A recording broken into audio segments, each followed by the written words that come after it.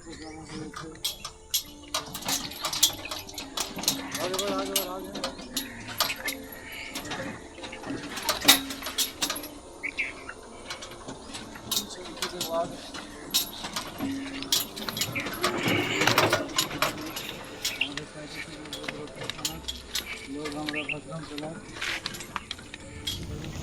যে আমাদের গ্রাম পশ্চিম রতনপুর ভাসারামটোলা 37 নম্বর বুথ রতুয়া থানার লোক আমরা।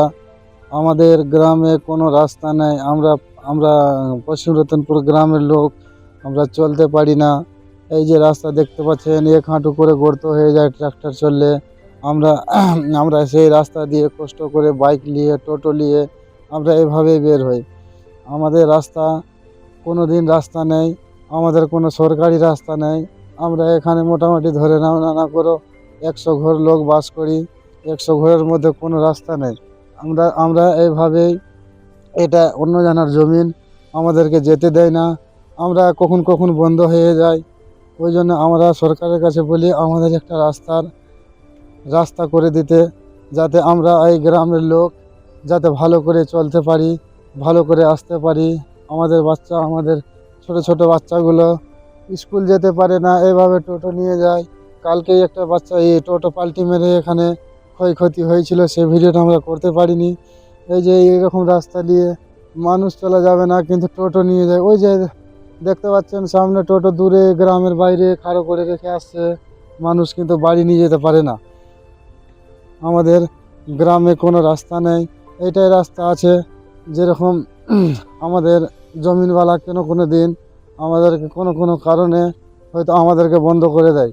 আমরা কিছু দিন, 10 দিন, 15 দিন বাড়ি থেকে বের হতে পারি না।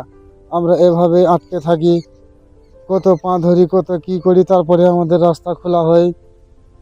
তবু রাস্তা খোলা হওয়ার পরে আমাদের রাস্তায় কোনো কাজ হয় না।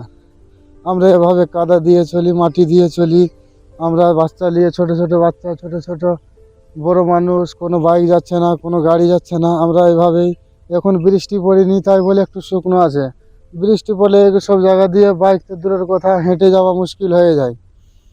তাই জন্য আমরা সরকারের কাছে নিবেদন চাইছি, আমাদের রাস্তা, আমরা এই রাস্তাতে মাটি ফেলার জন্য আমরা নিজে গ্রামের লোক সব টাকা পয়সা দিয়ে জোগাড় করে আমরা মাটি ফেলতে চাইছি। তো আবার এখান থেকে আমাদের অর্ডার পাচ্ছি না, কি আমরা নিজে থেকে মাটি ফেলে রাস্তা, সরকারের যদি অসুবিধা হয় তো আমরা নিজেই এটা আমরা পাবলিক করে আমরা চলবো। যখন সরকার আমাদেরকে সরকারি রাস্তা বানিয়ে দেবে, তখন সরকার নিজে বানাবে।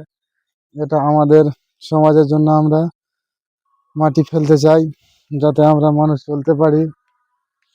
ওই জন্য আমরা ভিডিওটা বানিয়ে আমরা সরকারের কাছে পাঠাতে চাইছি, যে আমরা যাতে এত কষ্টে আমরা চলাফেরা করি।